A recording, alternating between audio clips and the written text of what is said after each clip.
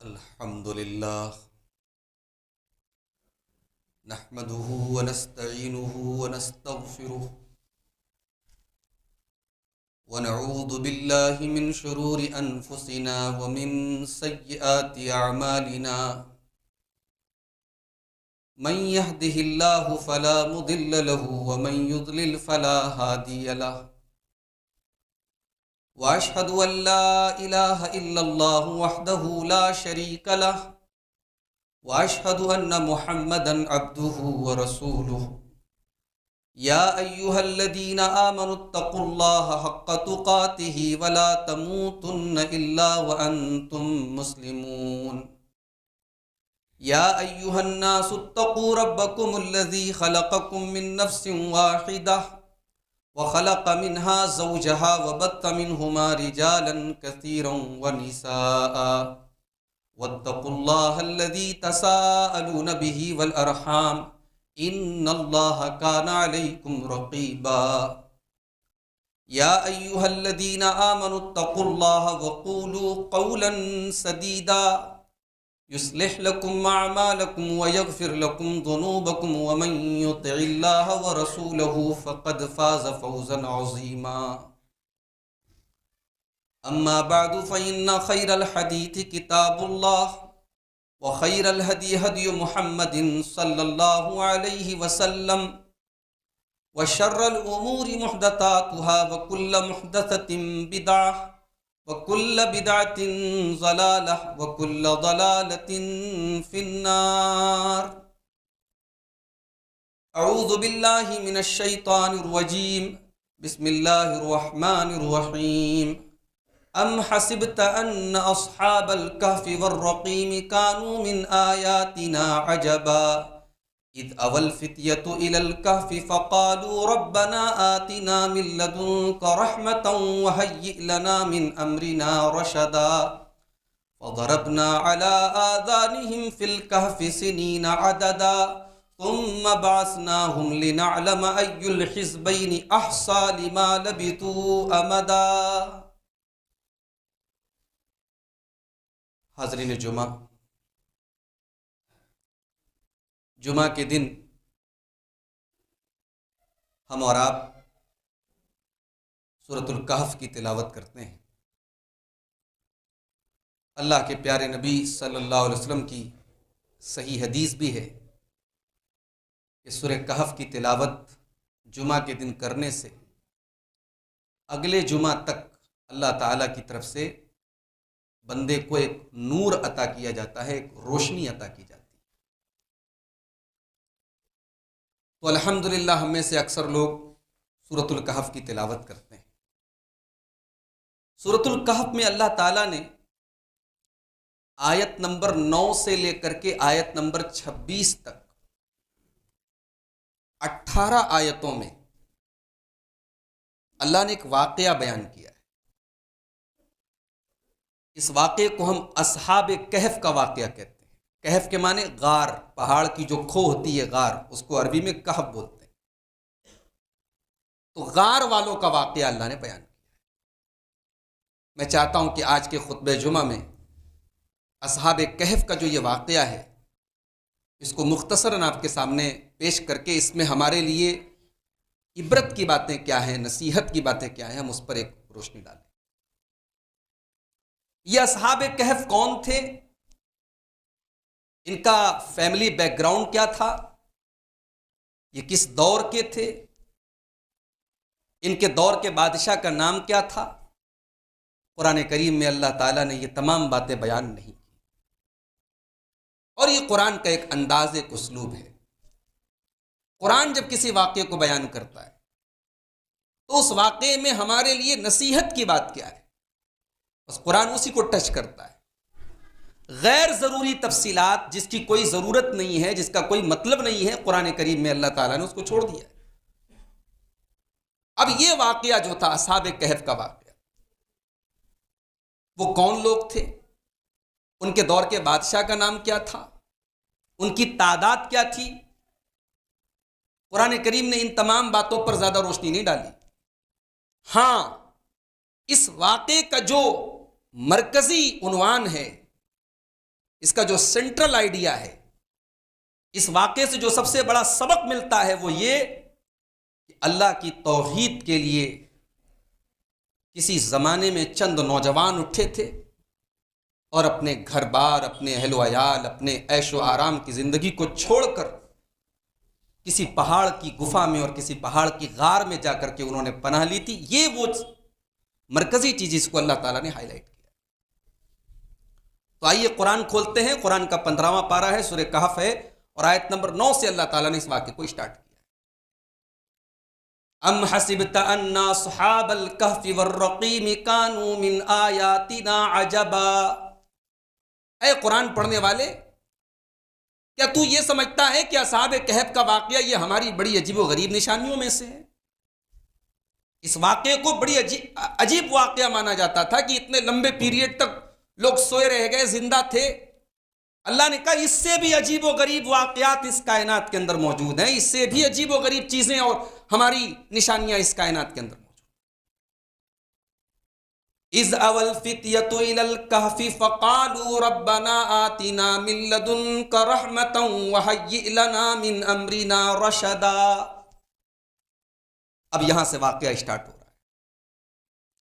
چند نوجوان تھے، از اول فتیتو، چند نوجوان تھے جو غار میں جا کر کے پناہ لے لیتے ہیں، اور غار میں پناہ لینے کے بعد وہ اللہ کی بارگاہ میں دعا کرتے ہیں، ربنا حب لنا من لدنک رحمہ، اے اللہ ہم تیری توحید کے لیے اپنے گھر بار کو، اپنے محلوں کو چھوڑ کر کے آئے ہیں، اے اللہ ہم تیری رحمت کے محتاج ہیں، تو ہم کو اپنی رحمت عطا فرما۔ علامہ ابن کثیر نے لکھا ہے کہ بڑی رچ فیملی سے ان کا تعلق تھا، بڑے گھرانوں سے تعلق تھا۔ بڑے گھرانوں کے یہ نوجوان لڑکے اپنے محلوں کو اور اپنے عیش و آرام کو چھوڑ کے کہاں جاتے؟ غار میں جاتے۔ بھائی کیا ان کو نہیں معلوم تھا کہ اس غار میں ٹھنڈی لگے گی تو ہمیں کون کمبل لا کے دے گا؟ بارش ہوگی تو ہمیں کون پانی سے بچائے گا؟ کیڑے مکوڑے نکلیں گے کون ہمیں بچائے گا؟ شہر سے دور، آبادی سے دور، وہاں کھانے کو کیا ملے گا؟ پانی پینے کو کیا ملے گا؟ ایمان اور دین کی حفاظت پہلا مقصد تھا ان نوجوانوں کی۔ یہ سب سے بڑی ٹینشن تھی کہ ہم اپنی توحید کو بچا لے جائیں، اپنے ایمان کو بچا لے جائیں۔ جان کو بعد میں دیکھا جائے گا، جسم کو بعد میں دیکھا جائے گا، زندگی کی ضروریات کو بعد میں دیکھا جائے گا، پہلے تو ایمان کو بچانا ہے۔ اور غار میں پناہ لینے کے بعد سب سے پہلے اللہ کی بارگاہ میں دعا کرتے ہیں۔ کسی مفسر نے اس آیت پر بڑا اچھا کمنٹ کیا ہے، بڑی اچھی تفسیر، بڑا اچھا تبصرہ کیا ہے کہ بڑے پروجیکٹ دعا سے شروع ہوتے ہیں۔ کوئی بڑا کارنامہ اگر کرنا ہے تو دعا سے اس کی سٹارٹنگ ہوتی ہے۔ یہ تاریخ لکھنے جا رہے ہیں یہ نوجوان، قرآن کریم ان کے واقعے کو رہتی دنیا تک کے لیے امر کر رہا ہے۔ جب تک اس کائنات، یہ کائنات موجود ہے، رب کا کلام موجود ہے، اصحاب کہف کا واقعہ پڑھا جاتا رہے۔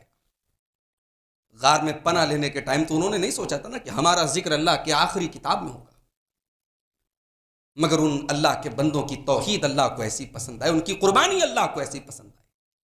اچھا یہاں ایک قابل غور بات اور ہے، اللہ نے ان نوجوانوں کا نام نہیں ذکر کیا، ان کا نسب نہیں ذکر کیا، ان کی برادری نہیں ذکر کی، ان کا خاندان نہیں ذکر کیا۔ اللہ نے یہ ذکر کیا وہ نوجوان تھے اور ایمان والے تھے۔ سب سے بڑی آئیڈینٹی ان کا ایمان تھا، سب سے بڑی تو ان کی پہچان ان کی توحید تھی۔ وہ غار میں جا کر کے اللہ سے دعا کرتے ہیں، اے اللہ اپنی رحمت ہمیں عطا کر دے، وَحَيِّ لَنَا مِنْ أَمْرِنَا رَشَدًا، اور اے اللہ ہمارے معاملے میں تو ہم کو ہدایت کو ہمارے لیے آسان کر دے، صحیح راستہ ہم کو دکھا دے۔ فَضَرَبْنَا عَلَىٰ آذَانِهِمْ فِي الْكَهْفِ سِنِينَ عَدَدًا، اللہ فرماتا ہے ہم نے ان کے کانوں کے اوپر کئی سالوں تک پردہ ڈال دیا۔ آگے اللہ نے ذکر کیا 309 سال تک اللہ نے سلائے رکھا۔ بظاہر یہ ناممکن لگتا ہے، ایک عام آدمی 309 سال تک نہیں سویا رہ سکتا، 3 دن کوئی سویا رہ جائے تو بیماریاں آ سکتی ہیں۔ ہمارے یہاں لوگ بیمار ہوتے ہیں، بستر پڑتے ہیں تو بیڈ سورس لاحق ہو جاتے ہیں، پیٹ پر دنیا بھر کے زخم ہو جاتے ہیں۔ 309 سال تک زندہ صحیح سلامت سوئے رہنا، یہ ظاہر ہے وہ نبی تو نہیں تھے، اس کو معجزہ تو نہیں کہا جا سکتا، کرامت تو بہرحال تھی۔ اور جو لوگ یہ کہتے ہیں کہ صاحب اہل حدیث لوگ کرامت نہیں مانتے، آؤ بھائی ہم کرامت بیان کر رہے ہیں۔ ہمارے منہ سے کرامت سنیے، یہ وہ کرامت ہے جو قرآن بیان کر رہا ہے۔ ہم علم غلم چیزیں نہیں بیان کر سکتے۔ کسی کی فضیلت میں کچھ بھی زمین و آسمان کے قلابے ملا دیے جائیں اور کچھ بھی گڑ دیا جائے، یہ ہم سے نہیں ہو سکتا۔ صحیح واقعات آؤ، ہمارے ممبروں سے سنو، ہمارے جلسوں سے سنو، آپ کو معجزے بھی سننے کو ملیں گے، کرامتیں بھی سننے کو ملیں گی۔ اللہ نے کہا 309 سال تک ان کے کانوں پر پردہ ڈال دی۔ انسان جب سویا رہتا ہے نا، آنکھیں بند ہوتی ہیں مگر کان ایکٹیو رہتا ہے، اسی لیے شور سن کر کے آدمی اڑ جاتا ہے۔ اللہ نے 309 سال تک ان کے کانوں پر پردہ ڈال دیا، دنیا کے شور شرابے سے ان کو کوئی ڈسٹربنس نہیں ہو رہا، سوئے پڑے۔ ثم بعثناہم، پھر 309 سال کے بعد ہم نے ان کو اٹھایا، لنعلم ای الحزبین احصی لما لبثوا امدا، تاکہ ہم یہ دیکھیں کہ ان کے اندر کون اپنے سوئے رہنے کی صحیح تعداد کو جانتا ہے، کتنے دن تک سوئے رہے، کس کو پتا ہے۔ وہ آپس میں جب بات چیت کریں گے تب سمجھ میں آئے گا۔ اب آگے اللہ اس واقعے کو اور مزید ایکسپلین کرتا ہے۔ انہم فتیۃ آمنوا بربہم وزدناہم ہدی وربطنا علی قلوبہم اذ قاموا فقالوا ربنا رب السماوات والارض لن ندعو من دونہ الہا لقد قلنا اذا شططا۔ اللہ نے کہا یہ چند نوجوان تھے، فتیۃ، 16 سال سے لے کر کے 25 سال کی عمر کے نوجوان کو عربی میں فتح کہا جاتا ہے، اس کی جمع آتی ہے فتیہ۔ آج ہمارا نوجوان دین سے فرار ہو رہا ہے، اور یہ وہ نوجوان تھے جو دین کے لیے فرار ہو رہے ہیں۔ یہ فرق ہے ان کے اور ہمارے نوجوانوں کے۔ یہ اپنے دین کی حفاظت کے لیے اپنا گھر بار چھوڑ کے جا رہے ہیں۔ انہم فتیۃ، یہ چند نوجوان تھے، آمنوا بربہم، جو اپنے رب کے اوپر ایمان لائے، وزدناہم ہدی، اور جب وہ اپنے رب کے اوپر ایمان لائے تو ہم نے ان کے ایمان میں اور اضافہ کر دیا۔ ایمان گھٹتا اور بڑھتا ہے، اس کی دلیل بھی یہاں سے مل گئی۔ ایمان گناہ کرنے سے گھٹتا ہے، نیکی کرنے سے بڑھتا ہے، قرآن کی تلاوت سننے سے بڑھ جاتا ہے، قرآن پڑھنے سے بڑھ جاتا ہے، صدقہ خیرات کرنے سے بڑھ جاتا ہے۔ ایمان گھٹتا اور بڑھتا ہے، یہاں ثابت ہو رہا ہے۔ وَرَبَطْنَا عَلَىٰ قُلُوبِهِمْ، ہم نے ان کے دلوں کو مضبوط کیا۔ اذ قاموا، وہ بادشاہ وقت کے دربار میں کھڑے ہو گئے اور اعلان کرنے لگے، ربنا رب السماوات، ہمارا پروردگار تو وہ ہے جو آسمانوں اور زمین کا رب ہے، لن ندعو من دونہ الہا، ہم اللہ کے علاوہ کسی اور سے دعا نہیں کر سکتے، کسی اور کو نہیں پکار سکتے۔ اگر ہم نے ایسا کیا، لقد قلنا اذا شططا، تم بہت بڑا گناہ کرنے والے بن جائیں گے۔ بادشاہ کو پتہ لگ گیا تھا کہ یہ ہمارے سماج سے کٹے ہوئے لوگ ہیں، ان کا الگ دین ہے، الگ عقیدہ ہے۔ بلایا بادشاہ نے، بھئی کس کو مانتے ہو تم، کس کی عبادت کرتے ہو؟ اب یہ موقع تھا، یہاں عقیدے کو چھپایا نہیں جا سکتا۔ یہ ایک سبق ہے ایک توحید کے داعی کے لیے، کہ جہاں توحید اور اپنے عقیدے اور اپنے منہج کو واضح کرنا ضروری ہو، وہاں پھر تملق نہیں ہونا چاہیے، پھر چمچہ گیری نہیں ہونا چاہیے، پھر خوشامد نہیں ہونا چاہیے، پھر کسی کا منہ نہیں دیکھنا ہے۔ اپنا منہج واضح کر دینا ہے، اپنا عقیدہ واضح کر دینا ہے، اپنی توحید واضح کر دینا ہے۔ ہمیں جو پہچانے ہماری توحید سے پہچانے، ہمارے کپڑے سے نہ پہچانے، ہماری ٹوپی سے نہ پہچانے، ہمارے حلیے سے نہ پہچانے، ہمیں ہماری توحید سے پہچانا جائے، ہمیں ہمارے عقیدے سے پہچانا جائے۔ کھل کے سامنے بادشاہ کے سامنے اقرار کر دیا۔ اس کے بعد اپنی قوم کے بارے میں کہا، ہؤلاء قوم اتخذوا من دونہ آلہہ، ہماری قوم کے لوگوں نے اللہ کے علاوہ بہت سارے لوگوں کو اپنا معبود بنا رکھا ہے۔ لولا یاتون علیہم بسلطان بین، اگر ان کے پاس اپنے شرک کی کوئی دلیل ہے، کوئی واضح دلیل ہے تو یہ دلیل لے کر کے آ جائیں، لیکن یہ کبھی نہیں لا سکتے۔ لولا یاتون علیہم بسلطان بین فمن اظلم ممن افترا علی اللہ کذبا، تو جو اللہ کے اوپر جھوٹ باندھے، جو اللہ کے ساتھ دوسروں کو شریک کرے، اس سے بڑا ظالم کون ہے؟ توحید بھی بیان کر دی، چیلنج بھی دے دیا کہ تمہارے پاس اپنی شرک کی کوئی دلیل ہے، دلیل لاؤ، نہیں لا سکتے تو اللہ پر اتنا بڑا جھوٹ کاہے باندھ رہے ہو؟ اللہ کے اوپر یہ الزام کیوں لگا رہے ہو کہ اللہ اس کائنات میں اللہ کے ساتھ کوئی شریک ہے، عبادت میں اللہ کا کوئی شریک ہے؟ اتنی بڑی تہمت اللہ کے اوپر کیوں لگا؟ اب اعلان تو کر دیا انہوں نے، اب آپس میں بات کر رہے ہیں۔ وَإِذِ اعْتَزَلْتُمُوهُمْ وَمَا يَعْبُدُونَ إِلَّا اللَّهَ فَأْوُوا إِلَى الْكَهْفِ يَنشُرْ لَكُمْ رَبُّكُمْ مِنْ رَحْمَتِهِ۔ اب آپس میں باتیں کر رہے ہیں، اے ہمارے ساتھیو، جب آپ نے ان لوگوں کو چھوڑ دیا اور جن کو یہ اللہ کے علاوہ پوجتے ہیں، جن کی عبادت کرتے ہیں، ان کو بھی چھوڑ دیا، فَأْوُوا إِلَى الْكَهْفِ، تو چلو ہم کسی غار میں چل کر کے پناہ لے لیتے ہیں۔ جب ہم غار میں پناہ لے لیں گے، يَنْشُرْ لَكُمْ رَبُّكُمْ مِنْ رَحْمَتِهِ، تو اللہ تبارک و تعالیٰ اپنی رحمت کی چادر پھیلا دے گا، وَيُهَيِّئْ لَكُمْ مِنْ أَمْرِكُمْ مِرْفَقًا، اور اللہ ضرور ہمارے لیے آسانی پیدا کر دے گا۔ اس میں ایک سبق یہ بھی ہے، اگر آپ اچھا کام کر رہے ہیں تو اپنی سوچ کو بھی اچھا رکھیے۔ ہم لوگ پہلے سے ہی ارے ایسا ہو جائے گا، ویسا ہو جائے گا، ارے بھائی حسن تفاؤل ایک چیز ہوتی ہے، اچھا گمان رکھو، اچھی امید رکھو۔ کوئی بزنس اسٹارٹ کرنے جا رہے ہو، کوئی پروجیکٹ اسٹارٹ کرنے جا رہے ہو، کوئی کام کرنے جا رہے ہو، اگر کام صحیح ہے تو امید اچھی لے کر کے چلو، پہلے سے ڈاؤٹس اور شکوک اور شبہات اپنے ذہن میں مت ڈالو۔ ان نوجوانوں نے کہا کہ چلو غار میں، بھائی کون غار میں جا کے کوئی بچتا ہے کیا؟ اپنی آبادی کو چھوڑ کے، اپنے بچوں کو چھوڑ کے، اپنی فیملی کو چھوڑ کے غار میں جا کے کوئی بچتا نہیں ہے، بظاہر بچنے کی صورت نہیں ہے، مگر انہوں نے اللہ کی ذات سے اچھی امید رکھی، کہا کہ ہمارا رب اپنی چادر، اپنی رحمت کو پھیلا دے گا ہمارے لیے اور آسانی کر دے گا۔ جب انہوں نے اللہ کے ساتھ اچھا گمان رکھا، اللہ نے ان کے گمان سے بڑھ کر کے ان کو دیا۔ اللہ نے 309 سال تک ان کو زندہ سلائے رکھا۔ اس میں بہت بڑا سبق ہے کہ ہمیشہ اللہ کے ساتھ اچھا گمان رکھنا چاہیے۔ اگر آپ اللہ کی توحید پر ہیں، صحیح راستے پر ہیں، تو اللہ کے ساتھ اچھا گمان رکھیں۔ اب اس کے بعد جب یہ غار میں پہنچے ہیں، اللہ اکبر، اللہ اپنے نیک بندوں کے لیے کیسے کیسے وسائل میرے بھائیوں آسان کرتا ہے۔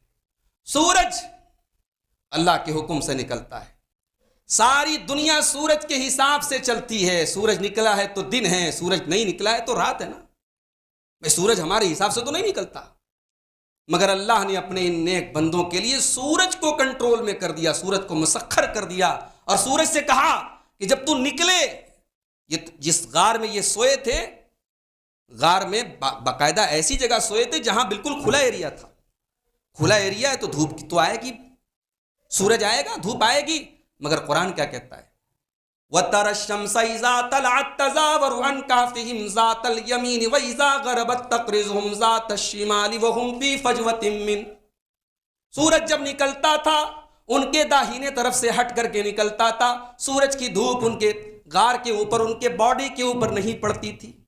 وَإِذَا غَرَبَت تَّقْرِضُهُمْ ذَاتَ الشِّمَالِ، اور جب سورج ڈوبتا تھا تو ان کو بائیں کترا کے نکل جاتا تھا ان کے اوپر، جبکہ وہ کھلے ایریا میں غار کے اندر سوئے ہوئے تھے، لیکن ان کے اوپر سورج کی کرنیں نہیں پڑتی تھی۔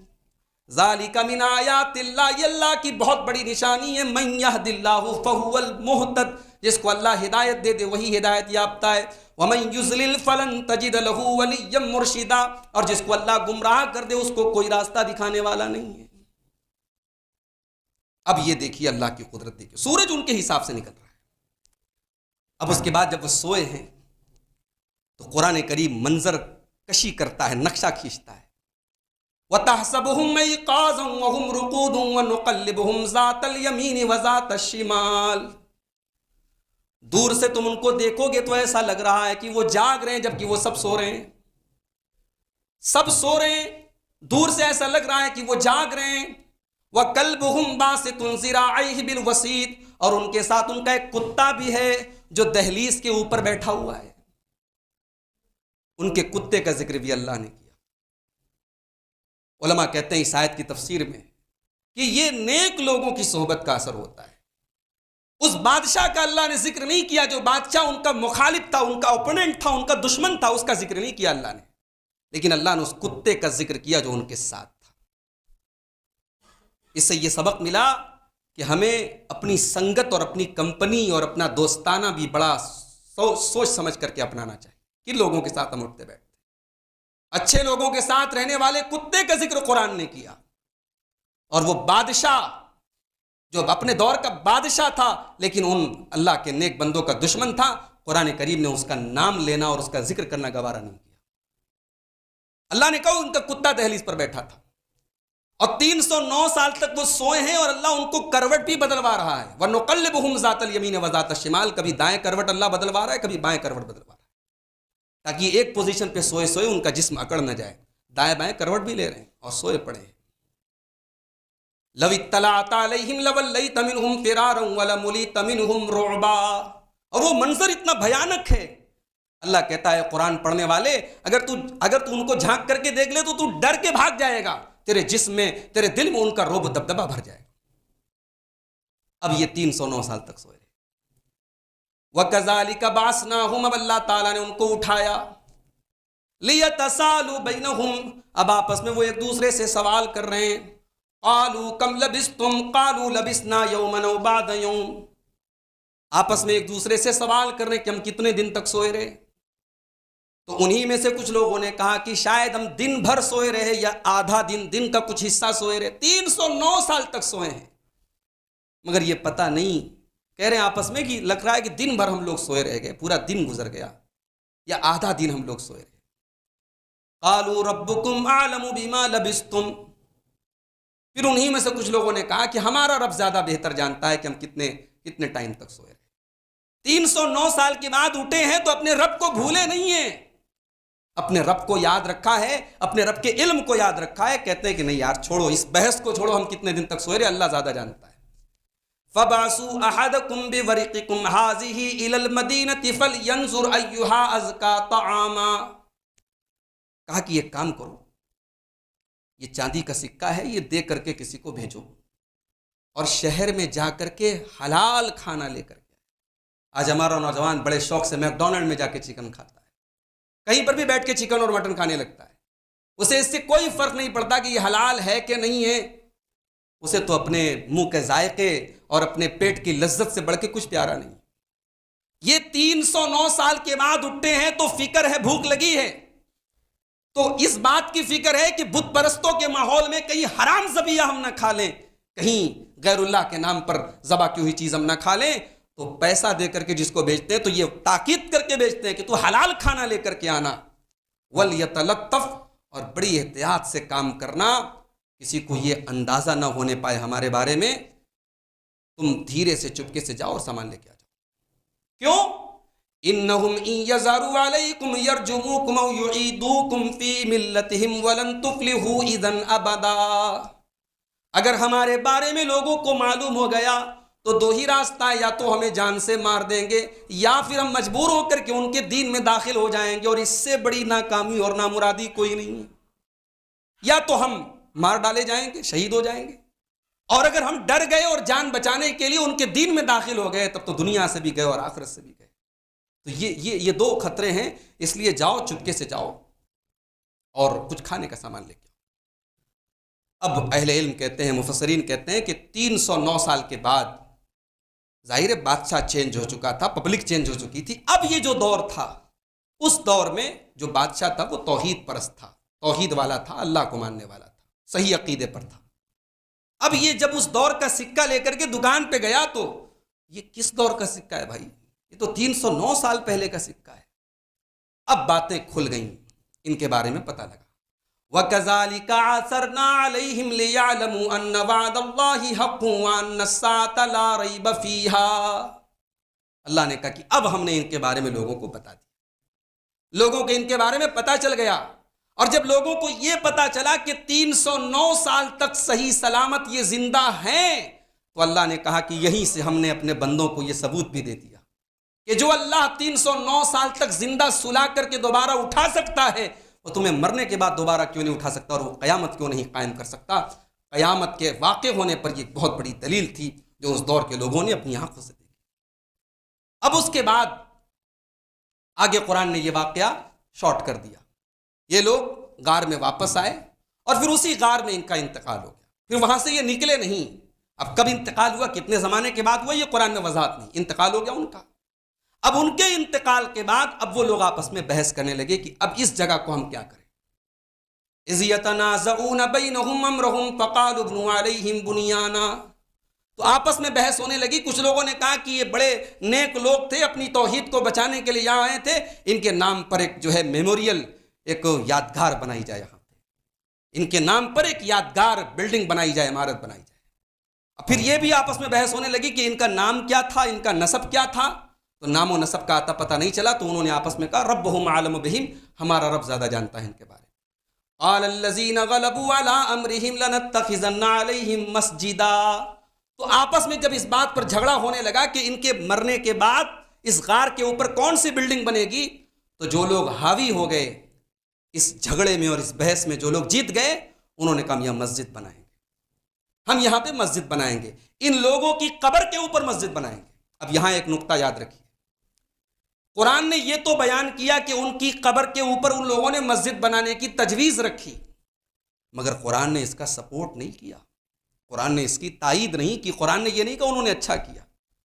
ہماری شریعت میں یہ حرام ہے، مسجد کے اندر قبر اور قبر کے اوپر مسجد، دونوں چیزیں حرام ہیں۔ نہ قبر کے اوپر مسجد بنائی جائے گی، نہ مسجد کے اندر کسی کو دفنایا جائے گا، یہ دونوں چیزیں منع ہے ہماری شریعت میں۔ تو یہ قرآن کریم نے ان کی تجویز کو بیان کیا، اس کا سپورٹ نہیں کیا۔ اب اس کے بعد اللہ کہتا ہے کہ ان کی تعداد کیا تھی، سَيَقُولُونَ ثَلَاثَةٌ رَابِعُهُمْ كَلْبُهُمْ، اللہ نے فرمایا وہ لوگ آپس میں باتیں کرتے ہیں، لوگ آپس میں باتیں کرتے ہیں کہ ان کی تعداد 3 تھی اور چوتھا ان کا کتا تھا۔ وَيَقُولُونَ خَمْسَةٌ سَادِسُهُمْ كَلْبُهُمْ، اور کچھ لوگ یہ کہتے ہیں کہ وہ 5 تھے اور چھٹا ان کا کتا تھا۔ وَيَقُولُونَ سَبْعَةٌ وَثَامِنُهُمْ كَلْبُهُمْ، اور کچھ لوگ یہ کہتے ہیں وہ 7 تھے اور 8واں ان کا کتا تھا۔ یہ 3 اقوال قرآن نے ذکر کیے، 3 تھے، چوتھا ان کا کتا، 5 تھے، چھٹا ان کا کتا، اور 7 تھے، 8واں ان کا کتا۔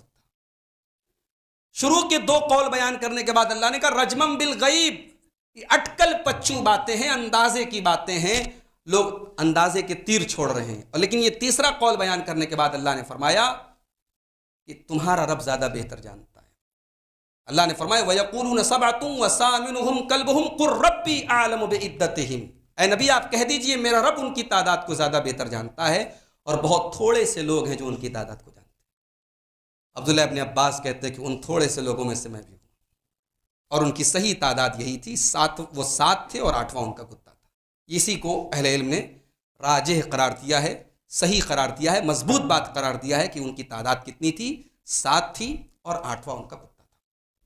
اب یہ واقعہ یہاں چل رہا ہے، اب بیچ میں اللہ تعالیٰ نے ایک دوسری بات بیان کی۔ جب اللہ کے نبی کے پاس مکہ کے کافر آئے اور یہودیوں کے کہنے پر انہوں نے 3 سوال کیے تھے اللہ کے نبی سے، اللہ کے نبی سے 3 سوال کیا تھا کہ اصحاب کہف کے بارے میں بتائیے، ذوالقرنین کے بارے میں بتائیے، اور روح کے بارے میں بتائیے۔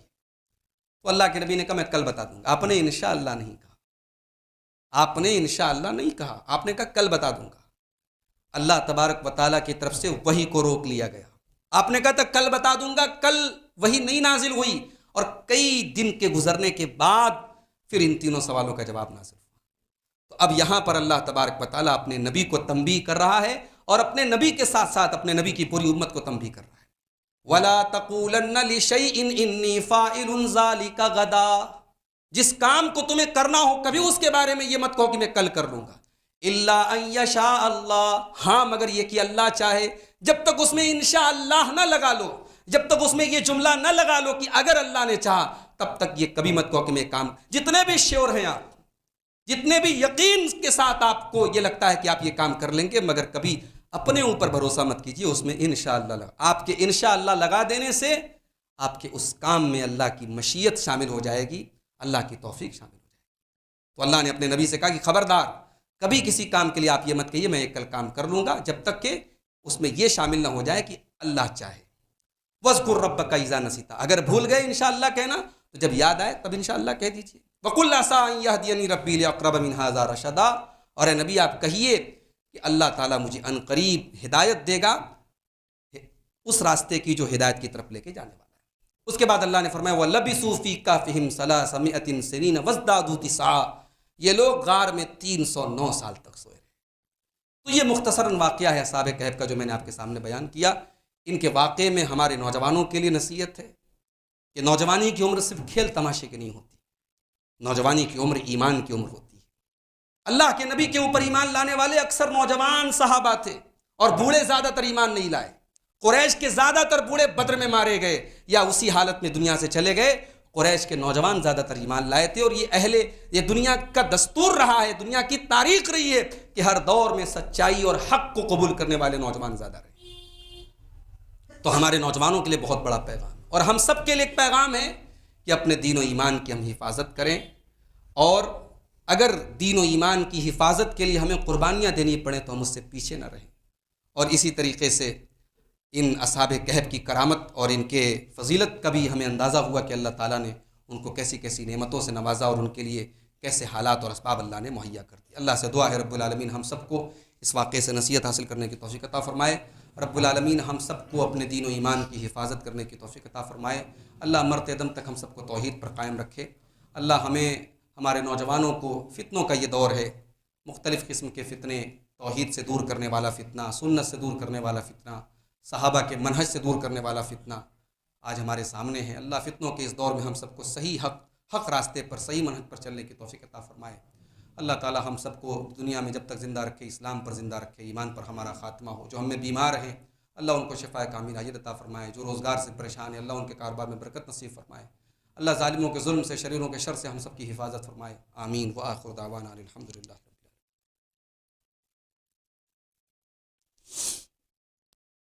الحمدللہ